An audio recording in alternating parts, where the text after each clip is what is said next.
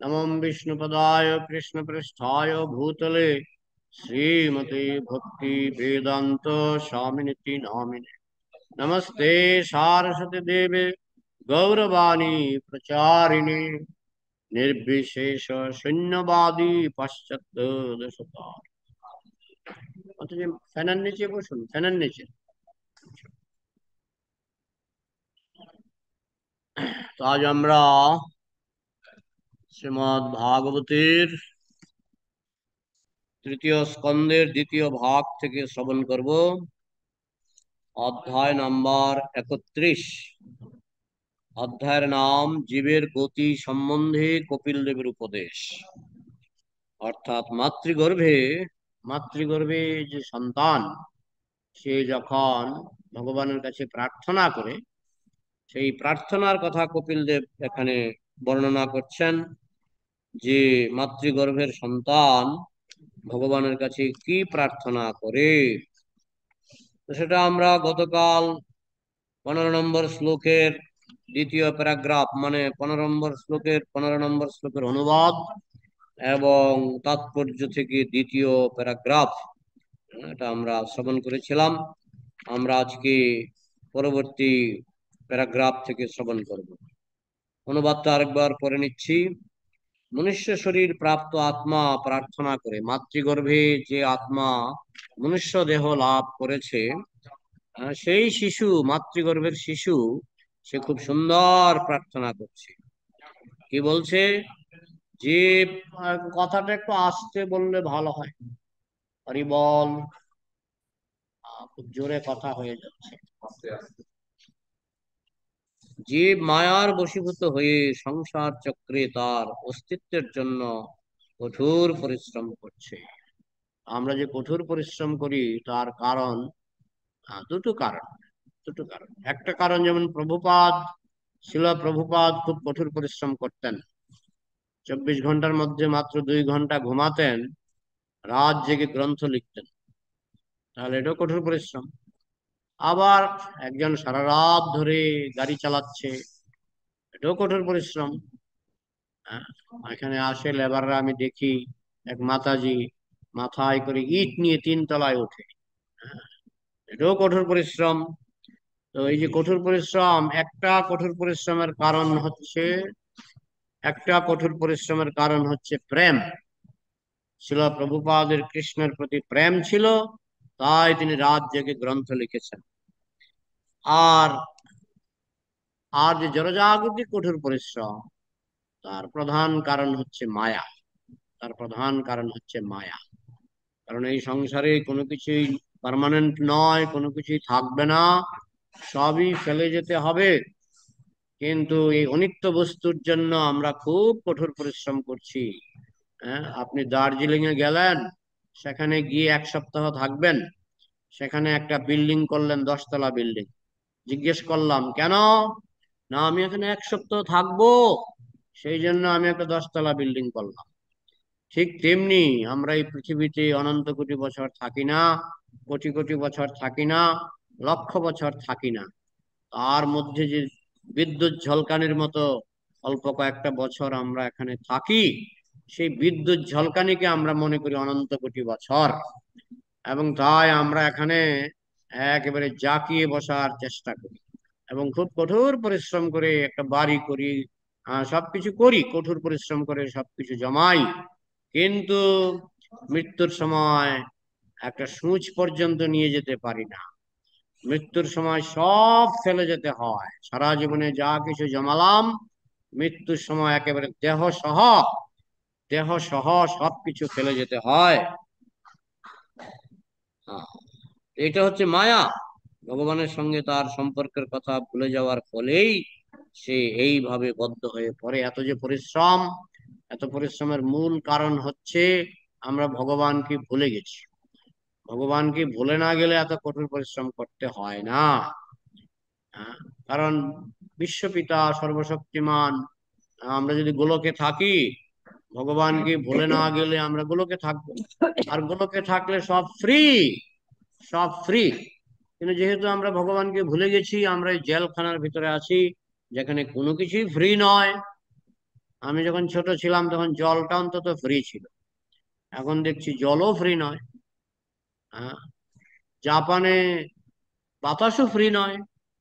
ওরা রাস্তাঘাটে হাঁটতে হাঁটতে গিয়ে ওই কোনায় কোনায় অক্সিজেন সিলিন্ডার ফিট করা থাকে। তো একটা পয়সা দিয়ে 3 মিনিট, 4 মিনিট, 5 মিনিট বিশুদ্ধ অক্সিজেন নিয়ে আবার হাঁটে। তো দিন দিন বাতাস ফ্রি থাকবে না, জল ফ্রি থাকবে না, সব পয়সা দিয়ে কিনতে হবে। হ্যাঁ, কিন্তু ভগবানের ধামে সব ফ্রি, খাবার দাবার, অন্ন বস্ত্র বাসস্থান সবই ফ্রি। তো কিন্তু আমরা মায়ার বশবর্তী হয়ে জেলখানার ভিতরে ঢুকেছি। এবং কেমন জেলখানা? সশ্রম কারাদণ্ড। জেলখানাতে জেলও ভোগ করব, কোনো কিছু ফ্রিও পাবো না। হ্যাঁ, সবকিছুর জন্যই পরিশ্রম করতে হবে। হ্যাঁ, তো এই জন্য এটা যে কথাগুলি বলছেন, এই কথাগুলি বলছেন এমন একটা শিশু যার জন্ম হয়নি, যে মাতৃগর্ভে আছে। মাতৃগর্ভে আছে, এখন জন্ম হওয়ার পরে তো সে একটা কথাও বলতে পারে না। হ্যাঁ, কয়েক মাস কয়েক বছর সে তো কথাই বলতে পারে না, কিন্তু মাতৃগর্ভে কথা বলছে। এটাই হচ্ছে ভগবানের কৃপা। পঙ্গুং লঙ্ঘয়তে গিরিম। একটা পঙ্গু ব্যক্তি হিমালয় পাড়ি দিতে পারে, বোবা ব্যক্তি মুখং করতি বাচালং, বোবা ব্যক্তি সুন্দর কথা বলতে পারে। তো সেটা হচ্ছে মাতৃগর্ভের শিশু। এটা মাতৃগর্ভের শিশু, সে বোবা কিন্তু সে সুন্দর, ভগবানের কাছে সুন্দর প্রার্থনা করছে। হ্যাঁ, এখন এইভাবে সে বলছে যে আমরা যে ভগবানকে ভুলে যাই, এই ভুলে যাওয়ার ফলেই যত কষ্ট। অতএব ভগবানের কৃপা ব্যতীত সে কিভাবে পুনরায় ভগবানের অপ্রাকৃত প্রেমময়ী সেবায় যুক্ত হতে পারে? এর আশা শুধু একটাই, সূর্যকে দেখবো, আমি সূর্যকে দেখবো। এখন যদি আমি 1000 টর্চ লাইট নিয়ে রাত 12টার সময় সূর্য দেখতে চেষ্টা করি, পারবো? রাত্র 12টার সময় 1000 টর্চ লাইট জ্বালিয়ে দিলাম, কি না আমি সূর্য দেখবো? সূর্য দেখবো সম্ভব না। আমি যদি হাজার হাজার মোমবাতি জ্বালিয়ে অমাবস্যার অন্ধকারে সূর্য দেখতে চাই, সম্ভব না। তাহলে কিভাবে সূর্য দর্শন করা সম্ভব? এখানে বসে থাকো, সকাল 6টার সময় সূর্য উঠবে। সকাল 6টার সময় সূর্য উঠবে, এতক্ষণ বসে থাকতে হবে? হ্যাঁ, বসে থাকো। সূর্যের কৃপা ছাড়া সূর্য দর্শন হবে না। সূর্যের কৃপা ছাড়া সূর্য দর্শন হবে না। এই জন্য অপেক্ষা করতে হবে। ঠিক তেমনি ভগবানকে দর্শন করার জন্য অপেক্ষা করতে হবে। সময় হলে ভগবান হয় আপনার হৃদয়ে উদিত হবেন, কিংবা তিনি জগতে অবতীর্ণ হবেন, কিংবা আপনি গোলকে গেলে কৃষ্ণের দর্শন হবে। এটাই সেই গর্ভস্থ শিশু বলছেন যে ভগবানের কৃপার আলোক ছাড়া ভগবানকে দর্শন করা যায় না। সূর্যকে দর্শন করতে গেলে সূর্যের কৃপার আলোক প্রয়োজন। ঠিক তেমনি ভগবানকে দর্শন করতে গেলে ভগবানের কৃপার আলোক প্রয়োজন। এটা ছিল 15 নম্বর শ্লোক। তার দুটো প্যারাগ্রাফ, তাৎপর্যের দুটো অনুচ্ছেদ আমরা আলোচনা করেছি গত দুটো ক্লাসে। আজকে আমরা তৃতীয় প্যারাগ্রাফে কি বলা আছে দেখব। আমরা চেষ্টা করব তৃতীয় আর চতুর্থ প্যারাগ্রাফ, এই দুটো প্যারাগ্রাফই অবশিষ্ট আছে। চতুর্থ প্যারাগ্রাফটি সর্বশেষ। মায়া এতই প্রবল যে, ভগবান বলেছেন এই মায়ার প্রভাব অতিক্রম করা অত্যন্ত কঠিন। কোন শ্লোকে বলেছেন? ভগবান বলেছেন এই মায়া অত্যন্ত প্রবল, তাকে অতিক্রম করা অত্যন্ত কঠিন। কোন শ্লোকে বলেছেন?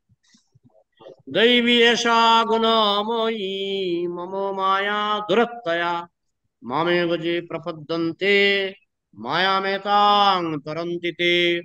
এই মায়া অত্যন্ত প্রবল। হ্যাঁ, ব্যাসমুনির একজন শিষ্য ছিলেন জৈমিনী। জৈমিনী, তো সেই শিষ্য বলছেন গুরুদেবকে, গুরুদেব আমি মায়াকে জয় করে ফেলেছি। তুমি মায়াকে জয় করে ফেলেছো? এরকম যে কোনো রমণী, কোনো মহিলা দেখলে আমার মন বিন্দু মাত্র বিচলিত হয় না, বিন্দু মাত্র বিচলিত হয় না। তখন গুরুদেব বললেন, মনে মনে ভাবলেন যে তোমার অহংকারটাকে আমার চূর্ণ করতে হবে। শিল প্রভুপাদ যখন কৃষ্ণের কাছে প্রণাম করতেন, তো শিল প্রভুপাদ হাত জোর করে প্রার্থনা করছিলেন। একজন শিষ্য বললেন, প্রভুপাদ আপনি কি প্রার্থনা করছেন? আমি প্রার্থনা করছি যেন মায়া আমাকে আক্রমণ না করে। বলে, আপনি তো শুদ্ধ ভক্ত, মায়া মুক্ত। বলে, আমি প্রার্থনা করছি বলেই তো আমাকে মায়া আক্রমণ করছে না। আমি যদি প্রার্থনা না করতাম আমাকে আক্রমণ করতো। তো যাই হোক, জৈমিনী সেই দীনতা ছিল না। জৈমিনীর গুরুদেবের নাম হচ্ছে ব্যাসদেব। ব্যাসদেব কৃষ্ণদ্বৈপায়ন বেদব্যাস। তো জৈমিনী মুনি ব্যাসদেবকে বলছেন, আমি মায়াকে জয় করে ফেলেছি, কোন রমণী আমাকে আকর্ষণ করতে পারে না। তো গুরুদেব মনে মনে ভাবলেন, দাঁড়াও, একটা শিক্ষা দেব, ভালো মতো একটা শিক্ষা দেব। তখন গুরুদেবের ইচ্ছায়, ব্যাসদেব হচ্ছেন সপ্তাবেশ অবতার, গুরুদেবের ইচ্ছায় আকাশে ঘন মেঘ হয়ে গেল, রাত্রি হয়ে গেল, প্রচন্ড ঝড় বৃষ্টি শুরু হলো। তখন জৈমিনী মুনি তার কুঁড়ে ঘর থেকে, তারা তো মুনি ঋষিরা আগের দিনে কুঁড়ে ঘরে থাকতেন, কুঁড়ে ঘর থেকে উঁকি মারলেন, দেখছেন ওই দূরে বিদ্যুৎ ঝলকাচ্ছে, অন্ধকারে বিদ্যুৎ ঝলকাচ্ছে, এবং দেখছেন বিদ্যুতের মধ্যে একজন সুন্দরী মহিলা বৃষ্টিতে ভিজছে। আরে, তার মানে উনি হয়তো কোথাও যাচ্ছিলেন, পথের মধ্যে বৃষ্টি নেমে গেছে, এখন কি করা? তখন জৈমিনী মুনি এগিয়ে গেলেন। হ্যাঁ, এগিয়ে গেলেন, খাল কেটে কুমির ডাকতে এগিয়ে গেলেন। তো গিয়ে বলছেন, তুমি এখানে বৃষ্টির মধ্যে ভিজছো, কি ব্যাপার, তোমার বাড়ি কোথায়? তখন আবার বিদ্যুৎ ঝলকালো, দেখছি অপূর্ব সুন্দরী, এরকম সুন্দরী পৃথিবীতে দেখা যায় না। তখন জৈমিনী মুনির মনটা গলে গেল, তুমি বৃষ্টিতে ভিজছো, আমার এখানে কুঁড়ে ঘর আছে, আমার কুঁড়ে ঘরে থাকো। তখন জৈমিনী মুনি তাকে নিয়ে গেল, দুটো করে ঘর, একটা করে ঘরে মাতাজিকে থাকতে বললো, তুমি এই করে ঘরে থাকো, আর এই করে ঘরে আমি থাকবো। তো যদি আমি তোমাকে ডাকি, তুমি কিন্তু দরজা খুলবে না। মানে জয়মিনী, জয়মিনী সাবধান হচ্ছে, আমি যদি তোমাকে ডাকি তুমি দরজা খুলবে না। তো মহিলা বললো, ঠিক আছে। তো মহিলা আরেকটা ঘরে, আর জয়মিনী মনি আরেকটা ঘরে।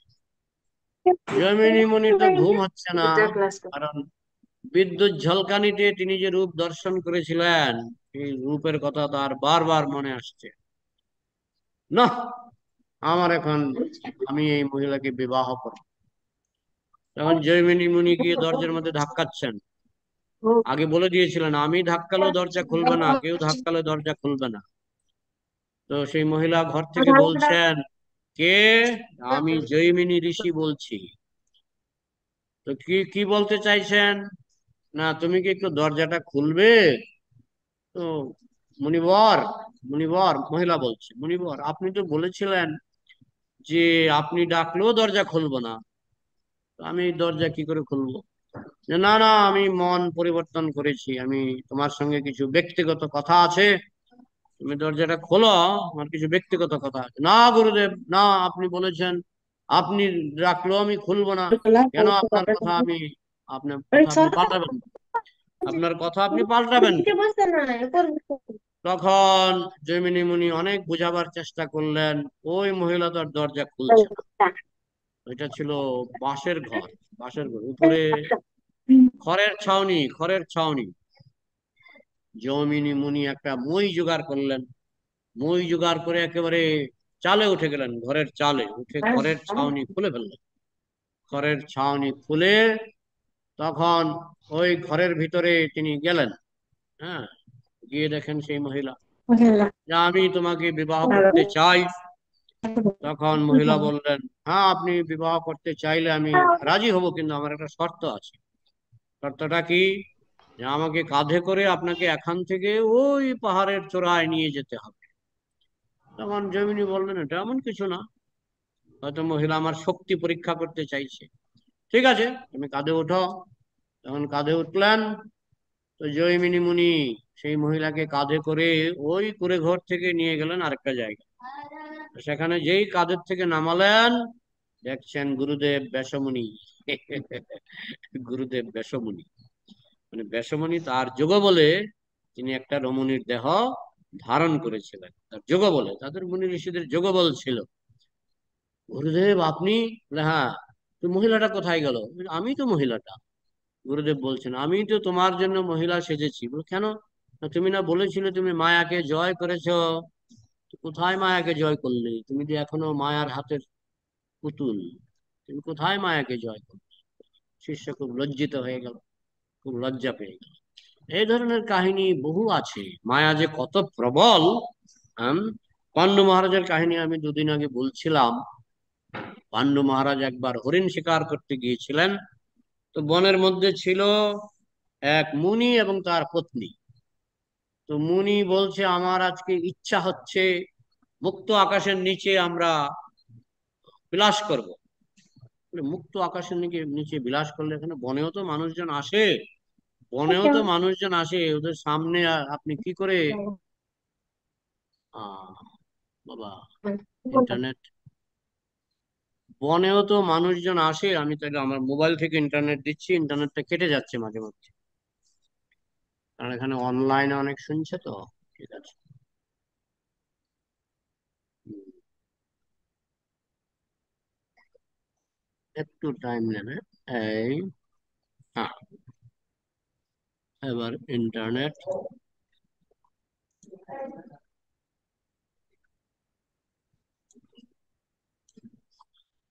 আপনারা সবাই শুনতে পাচ্ছেন? যারা যারা অনলাইনে আছেন সবাই শুনতে পাচ্ছেন? একজন বললেই হবে যে হ্যাঁ, হ্যাঁ পাওয়া শুনতে। যাচ্ছে। ভেরি পাওয়া গুড। যাচ্ছে। আচ্ছা। তারপরে পাণ্ডু তিনি বনে গেলেন, আর এদিকে দুই মুনি, এক মুনি আর তার পত্নী। মুনি বলছে আমরা আজকে মুক্ত আকাশের নিচে আমরা একটু বিলাস করব। তখন পত্নী বলছেন এখানে কত মানুষজন আসে বনের মধ্যে, অনেকে পশু শিকার করতে আসে, অনেকে ফুল তুলতে আসে, অনেকে কাঠ নিতে আসে। তো এইভাবে মুক্ত আকাশের নিচে তুমি ভোগ বিলাস করবে, এটা কি করে সম্ভব? তখন মুনি বলছেন, মুনির নামটা আমি ভুলে গেছি, উনি বলছেন আমরা হরিণের ছদ্মবেশে, আমি হয়ে যাব হরিণ, তুমি হয়ে যাবে হরিণী, তাই লোকে আর আমাদের সন্দেহ করবে না, আমরা বনের মধ্যে বিচরণ করব। তো পাণ্ডু গেছে হরিণ শিকার করতে, এদিকে মুনি আর মুনির পত্নী অতটুকু ভাবতে পারেনি যে পাণ্ডু মহারাজ হরিণ শিকার করতে আসবে। তো তারা সেখানে ভোগ বিলাস শুরু করলো, মৈথুন। তখন পাণ্ডু দেখছে আরে একটা হরিণ, হরিণের জোড়া, এক তীরে দুইটাকেই মেরে ফেলবো। তখন পাণ্ডু করলেন তীর নিক্ষেপ। যখন তীর নিক্ষেপ করলেন, মুনি তার আসল রূপে ফিরে আসলেন, মানুষের রূপে, এবং মুনি পত্নীও তার পত্নীর রূপে ফিরে আসলেন। তখন মুনি তীর নিক্ষেপে তিনি দেহত্যাগ করবেন। দেহত্যাগের আগে বলে গেছেন যে তুমি মৈথুনরত অবস্থায় তুমি এই হরিণ আর হরিণীকে তুমি হত্যা করতে চেষ্টা করেছো, আমি তো মরে মরে যাচ্ছি দেখতেই পাচ্ছ। তবে আমি অভিশাপ দিচ্ছি, তুমিও যদি কোনোদিন মৈথুন করো, তুমি সঙ্গে সঙ্গে মারা যাবে। পাণ্ডু জানেন তখনকার দিনের মুনি ঋষিরা যা বলবেন তাই সত্য। তো বাড়িতে ফিরে গেলেন, গিয়ে কুন্তিকে বললেন, তার আগেই পাণ্ডুর বিয়ে হয়ে গেছে। কুন্তিকে বললেন, মাদ্রীকে বললেন, আমার জীবনে আর কোনো সন্তান হবে না। বলে কেন? কারণ এই ঘটনা ঘটেছে, আমি হরিণ রূপী মুনিকে হত্যা করেছি, তিনি আমাকে অভিশাপ দিয়েছেন যে আমার জীবনে আর মৈথুন সম্ভব নয়। মৈথুনে আমি যদি যুক্ত হই, সঙ্গে সঙ্গে আমার মৃত্যু হবে। ও, তাহলে তো মৃত্যু তো আর কেউ চায় না। তো পাণ্ডু বললেন তাহলে আর কি করবো, তাহলে রাজ্যটা আমি ধৃতরাষ্ট্রকে দিয়ে দিই, রাজ্যটা ধৃতরাষ্ট্রকে দিয়ে আমি বনে গিয়ে তপোবনে গিয়ে তপস্যা করব। আর সন্তানই যদি না হবে, তাহলে আর এই সংসার রেখে কি লাভ? তখন কুন্তী বলছেন আমিও সঙ্গে যাব, মাদ্রি বলছেন আমিও সঙ্গে যাব। তো দুই স্ত্রীকে সঙ্গে নিয়ে তিনি গেলেন, তপোবন তৈরি করে তিনি বনের মধ্যে তপস্যা করতে লাগলেন। তো একদিন কুন্তী বলছেন দুর্বাসা মুনির কাছ থেকে আমার কিছু বিদ্যা শেখা ছিল, যে কোনো দেবতাকে স্মরণ করলে, একটা মন্ত্র আছে, দেবতাকে স্মরণ করলে দেবতারা আসবে, দেবতাদের কাছ থেকে আমি সন্তান চাইলে দেবতারা আমাকে সন্তান দেবে। তো পাণ্ডু দেখলেন যে আমার যখন সন্তান হবেই না, তো দেবতাদের কাছ থেকে নিতে অসুবিধা কি? হ্যাঁ, এখনো বর্তমানেও হয়, যাদের সন্তান হয় না তারা যে ইঞ্জেকশনের সন্তান নেয়, এটা কিন্তু কোনো পুরুষের বীর্য থেকেই হয়। তো তখনকার দিনে সেই ইঞ্জেকশনের তো সুবিধা ছিল না। তো যাই হোক, ওই দেবতা, সেও দেবতা, সাধারণ মানুষ দেবতা, হ্যাঁ, ইন্দ্র, পবনদেব, দেবতাদের ডেকে আনলে তারা শুধু দৃষ্টি নিক্ষেপ মাত্রে সন্তান দিতে পারবে। তো পাণ্ডু অনুমতি দিলেন, তুমি আমার যখন সন্তান হবেই না, তুমি সন্তান গ্রহণ করো দেবতাদের কাছ থেকে। তখন কুন্তী দেবী ক্রমে ক্রমে বিভিন্ন দেবতাদের ডাকলেন। এই পবনদেব থেকে জন্ম হলো ভীমের, ধর্মরাজ থেকে জন্ম হলো যুধিষ্ঠিরের, এই করে করে লাস্টে আসলেন অশ্বিনী কুমার। অশ্বিনী কুমার যখন মাদ্রীকে কুন্তী বললেন যে তুমিও দুটো সন্তান নাও, তো অশ্বিনী কুমার দুইজন। তখন অশ্বিনী কুমার থেকে জন্মালো নকুল আর সহদেব। যাই হোক, এইভাবে তারা তো বনের মধ্যেই বড় বড় হয়ে উঠছে পঞ্চ পাণ্ডব। একদিন দেবী একটু বাইরে ছিলেন, আর পঞ্চ পাণ্ডব একটু খেলাধুলায় ব্যস্ত ছিলেন। সেই সময় মাদ্রী ছিলেন কাছে। তখন পাণ্ডুর হঠাৎ করে তার বাসনা জেগে উঠলো যে তিনি মাদ্রীর সঙ্গ করবেন। তখন মাদ্রী বললেন, তুমি তো জানো মুনি তোমাকে অভিশাপ দিয়েছে, যদি আমাকে ভোগ করতে চাও তোমার সঙ্গে সঙ্গে মৃত্যু হবে। হ্যাঁ, আমি তো মনে আছে, সব অভিশাপ মনে আছে, কিন্তু আমি তো পারছি না। তখন তিনি মাদ্রীকে আলিঙ্গন করলেন এবং সঙ্গে সঙ্গে মারা গেলেন।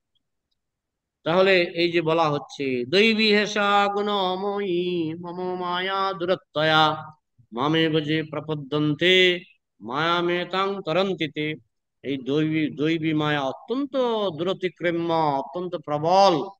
তো এই সমস্ত কাহিনীর মাধ্যমে আমরা দৃষ্টান্ত পাই কেমন প্রবল। পাণ্ডু জানতো আমার মৃত্যু হবে, তারপরেও তিনি নিজেকে কন্ট্রোল করতে পারেন। এইভাবে জৈমিনী মুনি, তার অহংকার হয়েছিল যে আমি কখনো মায়ার দ্বারা প্রভাবিত হব না, কিন্তু তিনিও মায়ার দ্বারা প্রভাবিত হয়ে গেলেন। শিব ঠাকুর তিনি একবার মায়ার দ্বারা প্রভাবিত হয়েছিলেন। ভগবান যখন মোহিনী মূর্তি ধারণ করেছিলেন, শিব ঠাকুর প্রভাবিত হয়ে গেছিলেন। হ্যাঁ, বলছে শিব ঠাকুরের কন্ট্রোলিং পাওয়ার সবচেয়ে বেশি, তিনি পর্যন্ত মায়ার দ্বারা প্রভাবিত হয়ে গেছেন। তো এখন মায়া অত্যন্ত প্রবল, এটা আমাদের মানতে হবে যে মায়া অত্যন্ত প্রবল। দৈবী হেষা গুণময়ী, এই মায়া হচ্ছে দৈবী মায়া, তার মানে এর পেছনে আছে দৈবী শক্তি। দৈবী হেষা গুণময়ী, এর মধ্যে রয়েছে তিনটি গুণ, সত্য রজ তম।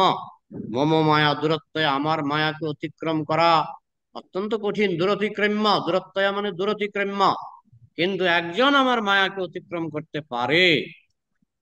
মামে বজে প্রপদ্যন্তে, যে আমার চরণে খুব আন্তরিক ভাবে ঐকান্তিক ভাবে আত্মসমর্পণ করে, সে আমার মায়াকে অতিক্রম করতে পারে।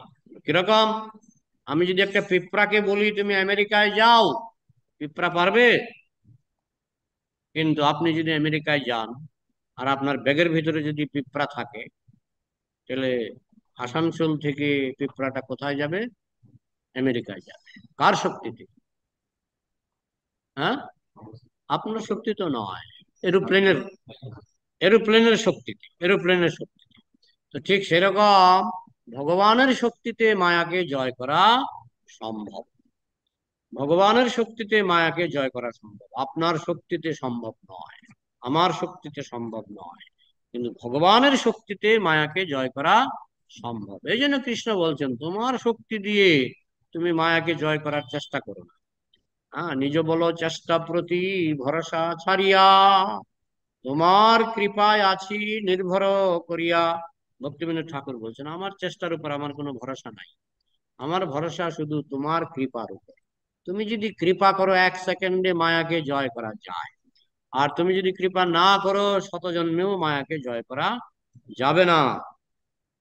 এই জন্য বলা হচ্ছে মামে বোঝে প্রপদ্যন্তে মায়া মেতাং তরন্তিতে, যে আমার চরণে আত্মসমর্পণ করে সে অনায়াসে মায়াকে অতিক্রম করতে পারে, যদি সে আমার শরণাগত হয়। মামে বোঝে প্রপদ্যন্তে, যিনি ভগবানের শরণাগত, তিনি অনায়াসে মায়ার কঠোর নিয়মের প্রভাব অতিক্রম করতে পারে, মৃত্যুকে পর্যন্ত জয় করতে পারে। যদি কেউ ভগবানের শরণাগত হয়, তাহলে সে মৃত্যুকে পর্যন্ত জয় করতে পারে। এখানে স্পষ্টভাবে উল্লেখ করা হয়েছে যে ভগবানের ইচ্ছায় জীব মায়ার বশীভূত হয়, আবার ভগবানের ইচ্ছায় জীব মায়া মুক্ত হয়। আমরা যে মায়ার বশীভূত তারও কারণ হচ্ছে ভগবান। বলে কেন না, পুলিশ আসামিকে বাঁধে। কেন বাঁধে বলুন তো? পুলিশ কেন আসামিকে বাঁধে? খারাপ কাজ করেছে এবং সরকারের পাওয়ার দেওয়া আছে পুলিশের উপর। পুলিশের উপর সরকারের পাওয়ার দেওয়া আছে যে যারা খুন করবে এই করবে তাদেরকে বাঁধবে। তাহলে সরকারের ইঙ্গিতে পুলিশ বাঁধে। ঠিক তেমনি কৃষ্ণের ইঙ্গিতে কৃষ্ণের পুলিশ হচ্ছে মায়া। কৃষ্ণের পুলিশ হচ্ছে মায়া। কৃষ্ণের ইঙ্গিতে একে বাঁধো, বেঁধে ফেলবে। আবার পুলিশ অনেক সময় আসামিকে ছেড়ে দেয়, সেটাও সরকারের আইন মেনে। সরকার যদি বলে যে সে যদি এই শর্তগুলি মানে, সে যদি কিছু জরিমানা দেয় বা কিছু শর্ত মানে, তাহলে তাকে ছেড়ে দাও। তো ঠিক তেমনি ভগবানের নির্দেশ মানলে মায়া আবার আমাদেরকে ছেড়ে দেবে। তো মায়া হচ্ছে ভগবানের পুলিশ। পুলিশ কখনো বাঁধে কখনো ছেড়ে দেয়, কিন্তু দুটোই করে সরকারের ইঙ্গিতে। সরকারের ইঙ্গিতে। হ্যাঁ, জগতের সরকার কৃষ্ণ যদি বলে কে বাঁধো, মায়া দেবী বাঁধবে। আর ভগবানের জগতের সরকার ভগবান যদি বলে একে ছেড়ে দাও, মায়া ছেড়ে দেবে। তাহলে চাবিটা কার হাতে? চাবিটা কৃষ্ণের হাতে। তো যিনি ভগবানের শরণাগত হন, কৃষ্ণ তাকে মায়ার বন্ধন থেকে ছুটি দেয়। হ্যাঁ, ভগবানের ইচ্ছাতেই আমরা মায়ার বশীভূত হই, আবার ভগবানের ইচ্ছাতেই আমরা ছুটি পাই। তো গোড়াটা তো আমাদের বুঝতে হবে। গোড়াটা না বুঝে আমরা যদি চেষ্টা করি, কাজ হবে? কাজ হবে না। কিভাবে মায়াকে জয় করা যায় সে কৌশলটা তো শিখতে হবে। যোগঃ কর্মসু কৌশলম। এটা একটা কৌশলের ব্যাপার। কৌশলটা কি না, আমি পারবো না, কৃষ্ণ পারবে। তা আমার ডিউটি কি না, কৃষ্ণের আইন মেনে চলার চেষ্টা করা। আমি যদি কৃষ্ণের আইন মেনে চলি, কৃষ্ণ বলবে মায়াকে একে ছেড়ে দাও। আর আমি যদি কৃষ্ণের আইন না মানতে চাই, তাহলে কৃষ্ণ বলবে একে আরো বেঁধে রাখো, একে আরো বেঁধে রাখো। এবং কেউ যদি সেই বন্ধন থেকে মুক্ত হতে চান, তা সম্ভব কেবল ভগবানের কৃপার মাধ্যমে। ভগবানের কৃপার মাধ্যমে 1 মিনিটে 1 সেকেন্ডে মায়ার হাত থেকে মুক্তি পাওয়া সম্ভব। আর ভগবানের কৃপা না হলে হুম, বহু জন্ম করে যদি শ্রবণ কীর্তন, তবু তো না পায় কৃষ্ণ পদে প্রেমধন। বহু জন্ম ধরেও ছুটি হবে না যদি ভগবানের কৃপা না হয়। তো সেই কৃপাটা পাওয়ার চেষ্টা আমাদের করতে হবে। মায়াচ্ছন্ন বদ্ধজীবের কার্যকলাপ এখানে বর্ণনা করা হয়েছে। কে বর্ণনা করছে? মাতৃগর্ভস্থ শিশু। মাতৃগর্ভের শিশু, সে লক্ষ লক্ষ জন্ম ধরে মায়ার অধীনে ছিল, তার মনে পড়ে। আর মনে পড়ে পূর্বজন্মের কথা। তাই সে ভগবানের কাছে প্রার্থনা করছে। হ্যাঁ? প্রতিটি বদ্ধ জীব মায়ার বশবর্তী হয়ে নানা প্রকার কর্মে লিপ্ত হয়। আমরা এই জড়জগতে দেখতে পাই যে ইন্দ্রিয় তৃপ্তির জন্য জড় সভ্যতার তথাকথিত উন্নতি সাধনের নিমিত্ত বদ্ধ জীবেরা কিরকম আশ্চর্যজনক ভাবে কর্ম করছে। ইন্দ্রিয় তৃপ্তির জন্য আমেরিকায় যাবেন, দেখবেন রাত্রিবেলায় চক চক চক চক করছে সব বিল্ডিং টিল্ডিং, সব আলো ঝলমল। আমাদের এখানে যেমন দুর্গাপূজার ডেকোরেশন হয় না, আপনি যাবেন দেখবেন পুরা আমেরিকা চন্দননগরের শিল্পীরা সাজিয়ে রেখেছে, মানে এত সুন্দর, সব চকচক করছে। কিন্তু কিসের জন্য? ভোগ বিলাসের জন্য। মায়া। তারা বুঝতেই পারছে না যে পুলিশ, কৃষ্ণের পুলিশ তাদেরকে বেঁধে রেখেছে। এটাই হচ্ছে জড় সভ্যতার উন্নতি। হ্যাঁ, জীবরা কিরকম আশ্চর্যজনক ভাবে কর্ম করছে। কিন্তু প্রকৃতপক্ষে তার একমাত্র উদ্দেশ্য হওয়া উচিত নিজেকে পরমেশ্বর ভগবানের নিত্য দাস রূপে জানা। এইভাবে ভোগবিলাসের ধান্দায় আমরা যদি এই মায়ার পেছনে ধাবিত হই, নিচে মায়ার বসে যাচ্ছ ভেসে, খাচ্ছ হাবু ডুবু ভাই, কিন্তু আমাদের ধাবিত হতে হবে না আমি কৃষ্ণের দাস। কৃষ্ণকে খুশি করতে হবে। কৃষ্ণ খুশি হলেই আমি খুশি। তিনি যখন বাস্তবিকই পূর্ণজ্ঞানে থাকেন, তখন তিনি জানতে পারেন যে ভগবান হচ্ছেন পরম আরাধ্য বস্তু এবং জীব হচ্ছে তার নিত্য দাস।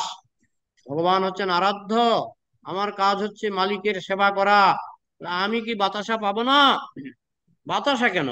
ভগবান বলছেন আমার থেকে আমার ভক্ত বড়। তাই যদি আমরা ভগবানের সেবা করি, হ্যাঁ, ভগবান ভক্তকে বেশি ক্ষমতা দিয়ে দেন। রামচন্দ্র কয়বার সমুদ্র লাফ দিয়ে পার হয়েছিল? একবারও নয়। কিন্তু হনুমান 4বার। হনুমান 4বার পার হয়েছে। ভক্তের ক্ষমতা ভগবানের থেকে বেশি হয়। হ্যাঁ, যেমন প্রভুপাদকে একজন প্রশ্ন করেছিলেন যে আপনি হরিনাম আমেরিকায় এসে প্রচার করছেন, মহাপ্রভু কেন এলেন না, মহাপ্রভু কেন আমেরিকায় এসে প্রচার করলেন না? প্রভুপাদ বলছেন ভগবান সবসময় ভক্তকে কৃতিত্ব দিতে চান, তাই মহাপ্রভু চেয়েছিলেন আমি যেন আমেরিকায় প্রচারের, বিশ্ব প্রচারের কৃতিত্ব পাই, সেটা মহাপ্রভু চেয়েছেন। তাই মহাপ্রভু আসেননি, কৃতিত্বটা তিনি ভক্তের জন্য রেখে দেন। এই রকম ভগবান ভক্তের আনন্দ বিধানের চেষ্টা করেন, আর ভক্ত ভগবানের থেকে বেশি আনন্দ পায় বলেই মহাপ্রভু তিনি ভক্ত হয়ে এসেছেন, যে সব আনন্দ তো আস্বাদন করলাম, কিন্তু ভক্তের আনন্দটা কেমন এটা আমার একটু জানতে হবে। ভক্ত আনন্দ পায় না, এটা ভুল ধারণা। ভক্তকে ভগবান নিজের থেকে বেশি আনন্দ দিতে চায়। যে লোভে ভগবান নিজেই ভক্ত হয়ে যান, কৃষ্ণ নিজেই মহাপ্রভু হয়ে গেলেন ভক্তের আনন্দ আস্বাদন করার জন্য, তার নাম হচ্ছে প্রেমানন্দ। তো ভক্ত জানেন কৃষ্ণই হচ্ছেন একমাত্র আরাধ্য বস্তু এবং জীব হচ্ছে তার নিত্য দাস। এই জ্ঞান হারিয়ে সে যখন জড়জাগতিক কার্যকলাপে যুক্ত হয়, তখন তাকে বলা হয় অজ্ঞান। সে যদি মনে করে আমি ভগবানের সেবায় আনন্দ পাবো না, আমি যদি একটু মদ খাই আনন্দ পাবো, এগুলি হচ্ছে অজ্ঞান। হ্যাঁ, মানুষ যখন ভোগবিলাসে লিপ্ত হয় সে তো আনন্দ পায় না। ভোগবিলাসের চরম পর্যায়ে অনেকে আত্মহত্যা করে, অনেকে আত্মহত্যা করে। যাই হোক, আনন্দের আসল পথ হচ্ছে আনন্দময়ের সঙ্গে নিজেকে যুক্ত করা। কৃষ্ণ হচ্ছেন আনন্দময়, আমরা যদি তার সেবায় নিজেকে যুক্ত করতে পারি, কারেন্টের প্লাগ যদি কারেন্টে লাগানো হয় তাহলে কারেন্ট আসবে। আনন্দের প্লাগটা যদি লাগিয়ে দেওয়া হয় কৃষ্ণের সঙ্গে, সেখান থেকে অনন্ত আনন্দ আমাদের মধ্যে প্রবাহিত হবে। এইটাই মাতৃগর্ভ শিশু বোঝাতে চাইছেন। আমরা পরের শ্লোকটা পড়বো আগামীকাল, সেখানেও কিন্তু ওই শিশুর প্রার্থনা, মাতৃগর্ভের শিশুর প্রার্থনা 16 নম্বর শ্লোক, এটা আমরা আগামীকাল আস্বাদন করব। তো আজকে কারো যদি কিছু প্রশ্ন থাকে আলোচনা করা যায়। যারা অনলাইনে আছো, আর কি দেবযানী, জয় প্রভু, নিয়তি চক্রবর্তী, ঐশ্বর্য রেবতী দেবী দাসী, রবীন্দ্র মল্ল, ডক্টর রাজেশ, হ্যাঁ আরো অনেক নাম, বাবা অনেক নাম আজকে, অনেক হরে অনেক কৃষ্ণ প্রভু। রাজেশ। হ্যাঁ বলো, হরে কৃষ্ণ প্রভু, দণ্ডবত প্রণাম। কে প্রভু একটা বলছো? জিজ্ঞাসা নামটা ছিল। একবার বলো, নামটা বলো। প্রণয় বলছি প্রভু, হ্যাঁ প্রণয় বলো রায়। প্রণয়, হ্যাঁ বলো। প্রভু আপনি এই বলছিলেন না ব্যাসদেবের যে সপ্তাবেশ অবতার, তো এই সপ্তাবেশ অবতার ব্যাপারটা একটু বলবেন প্রভু। সপ্তাবেশ অবতার হলো, ব্যাসদেব হচ্ছে জীব, আমি যেমন জীব, আমি হুম। যেমন জীব, ব্যাসদেব সেরকম জীব। কিন্তু কৃষ্ণ আচ্ছা। তার মধ্যে এমন শক্তি দিয়েছেন, যে তিনি সমস্ত বেদ বেদান্ত উপনিষদ, 18টা পুরাণ, মহাভারত সব তিনি লিখেছেন। লিখতে গেলে যে শক্তি দরকার, সেই শক্তিটা ভগবান তাকে দিয়েছেন বলে তাকে বলা হয় শক্ত আবেশ, শক্তির দ্বারা আবিষ্ট। ও আচ্ছা আচ্ছা, আর কি এইটাই ছিল প্রভু। আপনাদের কিছু প্রশ্ন? দৈবী বলতে এখানে ভগবানকে বোঝানো হচ্ছে, ভগবান, ভগবানের শক্তি, দিব্য শক্তি। মায়া হচ্ছে ভগবানের পুলিশ, দিব্য শক্তি। ঠিক আছে। আর হ্যাঁ, হ্যাঁ,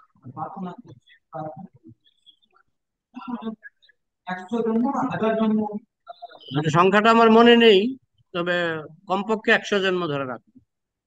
আমার দেখতে হবে সংখ্যাটা, এটা লেখা আছে, কয়েকটা শ্লোক আগেই লেখা আছে। হ্যাঁ, অনেক জন্মের কথা তার মনে পড়ে। হুম, হ্যাঁ, মনে পড়ে, মনে পড়ে। আর কিছু প্রশ্ন তোমরা অনলাইনে যারা আছো? দেবযানী মাতাজি, প্রশ্ন আছে কি? হরে কৃষ্ণ প্রভু, দণ্ডবত প্রণাম। দেবব্রত বলো। আহ, আমি আহ, আহ, আপনি বললেন কিভাবে মানে আমরা কৃষ্ণের আইন যদি আমরা মেনে চলি তাহলে হুম, মায়াকে আমরা জয় করতে পারবো। হ্যাঁ, তা আমরা আহ, আমরা চেষ্টা করছি যে আমরা মানে সেই পথে করা, কিন্তু আমরা কিন্তু সেইভাবে আমরা পাচ্ছি না আর কি। আমরা মানে কিভাবে জয় করতে পারবো আর কি, মানে অনেক হ্যাঁ, কিছু। ওই একটা সুতার গল্প শুনেছো? সুতার গল্প, একটা লোককে 10তলা বিল্ডিং এ, 10তলা বিল্ডিং এ আটকে রেখেছিল। আপনি দিন, 10 তলা বিল্ডিং এ আটকে রেখেছিল।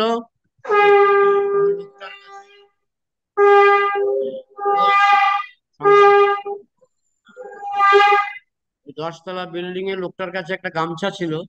ওই লোকটা গামছা থেকে সব সুতা বের করেছে। সুতা বের করে একটা সুতার সঙ্গে আরেকটা সুতা বেঁধে এই লোকটা একটা দড়ি বানিয়েছে, মানে সুতার দড়ি, বুঝেছ? তো তিনি একটা বন্ধুকে তিনি কোনো মতে যোগাযোগ করে একটা চিঠিতে লিখে দিয়েছে যে আমি একটা সুতা ফেলবো, সেই সুতার সঙ্গে তুমি একটা মোটা সুতা বেঁধে দিও, সেই মোটা সুতার সঙ্গে একটা দড়ি বেঁধে দিও। এইভাবে বন্ধু একদিন আসলো সেই জানালার কাছে। তো আহ, ওই লোকটা প্রথমে সুতাটা ফেললেন, সুতার সঙ্গে একটা মোটা সুতা বেঁধে দিল নিচের বন্ধু, তারপরে হুম তার সঙ্গে একটা দড়ি বেঁধে দিল। এইভাবে ক্রমে ক্রমে মোটা দড়ি বেঁধে দিল। সেই মোটা দড়ি জানালায় বেঁধে সেই লোকটা দড়ি বেয়ে পালিয়ে গেল। হ্যাঁ, আমি কি বোঝাতে পারলাম ব্যাপারটা কি?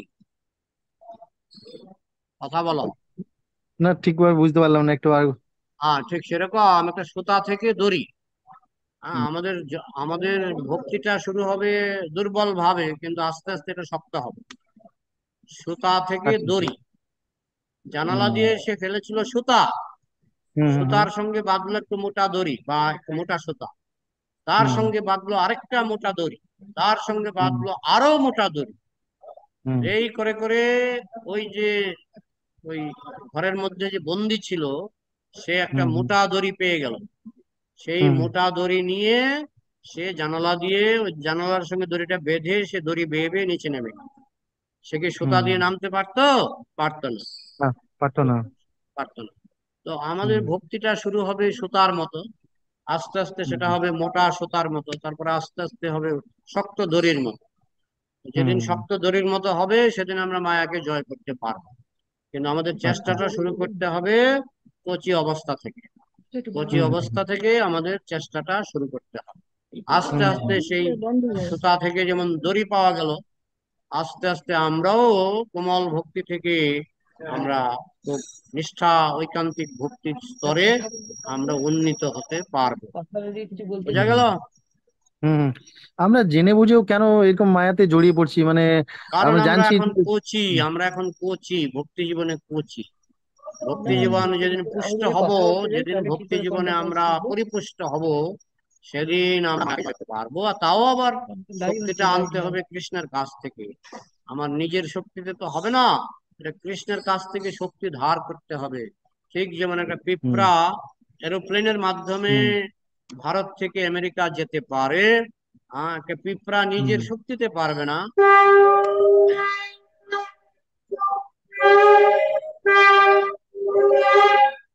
এরোপ্লেনের শক্তিতে পারবে, এরোপ্লেনের শক্তিতে পারবে। ঠিক হুম তেমনি আমরা ভগবানের শক্তিতে মায়াকে জয় করতে পারবো। কিন্তু তার জন্য যে কোনো না হুম কোনো ভাবে আমাদের ভগবানের দৃষ্টি আকর্ষণ করতে হবে, তার কৃপা আকর্ষণ করতে হবে। ঠিক আছে? হুম। আর কেউ? ঠিক আছে, ও হরে কৃষ্ণ। হরে কৃষ্ণ। আর কারো কিছু প্রশ্ন আছে কি? হুম। জানি এখন হচ্ছে যে আহ, ভক্ত হরে মোটামুটি ভালোই সেবা পুজো করে যাচ্ছে, হুম। মাঝখানে হয়তো যে বিগড়ে গেল, হুম। বিগড়ে মানে একদম ছেড়েই ফেললো, হুম। তো পরবর্তী জীবনে সে কি, আমরা জানি যে হচ্ছে লস হবে না, হ্যাঁ, কিভাবে হ্যাঁ, এখন আপনি মনে করুন 20 লক্ষ টাকা ব্যাংকে জমিয়েছেন, তারপরে আপনি 10 বছর পরে আবার 3 লক্ষ টাকা জমা দিলেন, তাহলে কত হবে?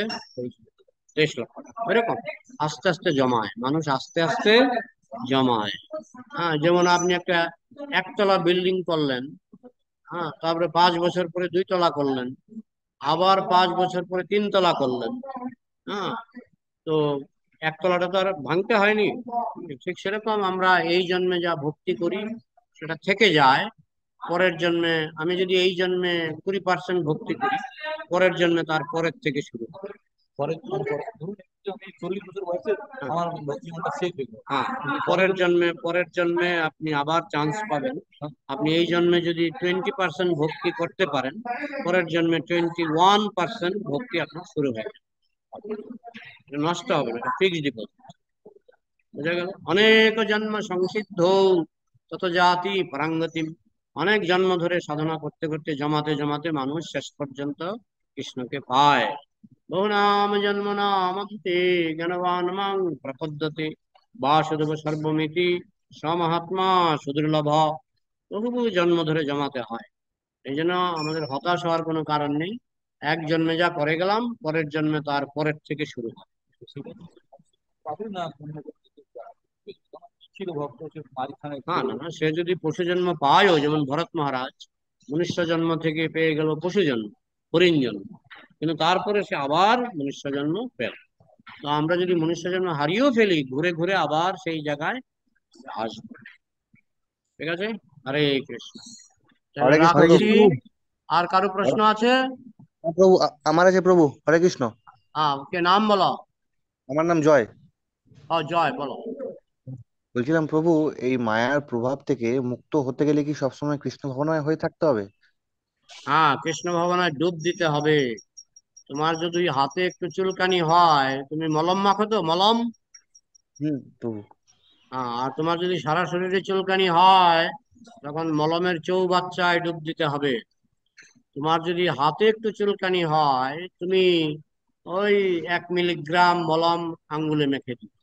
আর যদি সারা শরীরে চুলকানি হয়, তাহলে তোমাকে মলমের চৌবাচ্চায় ডুব দিতে হবে। বুঝেছ? আচ্ছা তোমাকে প্রভু। কৃষ্ণ ভাবনার চৌবাচ্চায় ডুব দিতে হবে, কৃষ্ণ ভাবনার সাগরে ডুব দিতে হবে।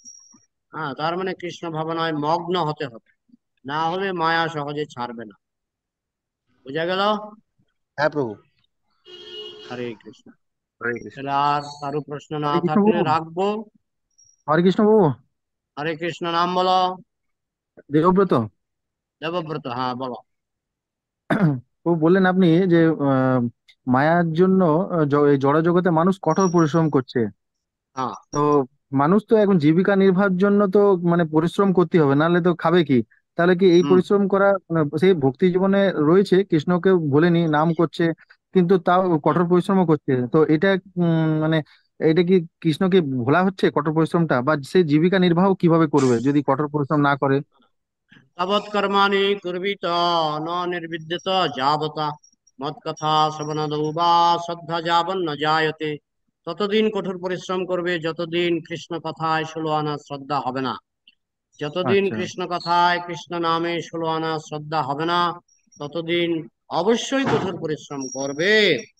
কিন্তু হুম। ক্রমে ক্রমে যেদিন কৃষ্ণ কথায় 16 আনা শ্রদ্ধা চলে আসবে, সেদিন তোমার পরিশ্রম আর লাগবে না, বিনা পরিশ্রমে খাবার চলে আসবে। বিনা আচ্ছা আচ্ছা। পরিশ্রমে খাবার চলে আসবে। হ্যাঁ, কিন্তু হুম। সেই স্তরটা অনুকরণ করা যায় না হুম। যতদিন কৃষ্ণ কথায় 16 আনা বিশ্বাস থাকবে না। কৃষ্ণ বলছেন ততদিন অবশ্যই পরিশ্রম করবে। আমি কি হুম। বোঝাতে পারলাম? হুম। হুম। হুম। হুম। হ্যাঁ বাবু। হ্যাঁ, ঠিক আছে। আর কোনো প্রশ্ন? হ্যাঁ, হরে কৃষ্ণ প্রভু। ঐশ্বরিয়া রেবতী বলছ? হ্যাঁ প্রভু, বলো। বলছি বলছি প্রভু, যেটা বলছে না, সেবা অপরাধ হলে মানুষের জ্বর আসে অনেক সময়, মানে শরীর অসুস্থ হয়। তো ওই হ্যাঁ, যে শরীর অসুস্থ হয়েছে, ওইটা যে সেবা অপরাধের জন্যই হয়েছে, ওটা কি করে বুঝবো? না, অসুস্থতা সাধারণত কোনো পাপের জন্য হয়। এটা সেবা অপরাধও হতে পারে বা পাপও হতে পারে। আর সবগুলি তো আর অপরাধ নয়, আমাদের পূর্বজন্মের পাপও থাকে। পাপের কারণেও অসুখ আসে। সবসময় যে অপরাধের কারণে আসে তা নয়, অনেক সময় পাপের কারণেও অসুখ আসতে পারে। তুমি জানো তো, পাপ আর অপরাধ এক নয়। পূর্বজন্মের পাপের কারণেও আমাদের রোগ ব্যাধি হতে পারে। হ্যাঁ, সবসময় যে সেবা অপরাধের জন্য হয় এমন তো নয়। অনেক সময় পাপের জন্য হয়, অনেক সময় অপরাধের জন্য হয়। বুঝতে পারলে? হ্যাঁ হ্যাঁ প্রভু। আর যদি ওটা সেবা অপরাধের জন্য হয়েছে, তো এটা কি করে মানে সেবা অপরাধ থেকে মুক্ত পাবো? হ্যাঁ, তোমার ধরো জ্বর হলো, জ্বর। তো জ্বর তুমি কত লক্ষ বছর মানুষ জ্বর ভোগে? আপনার এক মেয়ে থেকে প্রশ্ন দুদিন। করছে। হ্যাঁ, 2 দিন, ঠিক সেরকম। অপরাধ 2 দিন ভুগবে। 2 দিন হোক, 2 মাস হোক, অপরাধটা ভুগবে। ভুগে জ্বরের মতো এটা আবার ভালো হয়ে যাবে। তখন অপরাধের ফল আর থাকবে না, অপরাধ থেকে মুক্ত হয়ে যাবে। মানুষ যেমন জ্বর ভুগতে ভুগতে মুক্ত হয়ে যায়, ঠিক তেমনি অপরাধের জ্বর হবে, সেই জ্বরটা তুমি ভুগবে। ভোগার পরে তুমি অপরাধ থেকে মুক্ত হবে। বুঝতে পারলে? হ্যাঁ বাবা। হরে কৃষ্ণ। হরে কৃষ্ণ। রাখছি, না আরো কেউ আছে? হরে ভালো কৃষ্ণ লাগলো প্রভু। আজকে। কে নাম? বর্ষা। কে নামটা আবার বলো। বর্ষা ব্যানার্জি। কি নামটা বুঝতে পারছি না। বর্ষা বর্ষা। ব্যানার্জি। বর্ষা বর্ষা। বর্ষা। বর্ষা। বর্ষা, ও বর্ষা। হ্যাঁ বলো। বলছি প্রভু, আজকে কি তুলসীকে জল দান করতে পারি? আজকে কি একাদশী? মহারানীকে। হ্যাঁ। একাদশীতে জল দান করা যায়, দ্বাদশীতে, দ্বাদশীতে তো করা যায়, জল দান তো করা যায় প্রতিদিন। জল দান তো প্রতিদিন করা যায়। ঠিক আছে প্রভু। শুধু হরে তুলসী কৃষ্ণ। কালকে তুলতে পারবে না, দ্বাদশীতে তুলসী চয়ন নিষিদ্ধ। ঠিক আছে। ঠিক আছে প্রভু। হরে হরে কৃষ্ণ। হরে কৃষ্ণ। তাহলে মনে হচ্ছে আর প্রশ্ন নেই, রাখছি। জয় শিল প্রভুপাদ কি, জয় অনন্ত কোটি বৈষ্ণব ভক্তবৃন্দ কি, জয় শ্রীমদ্ ভাগবতম কি।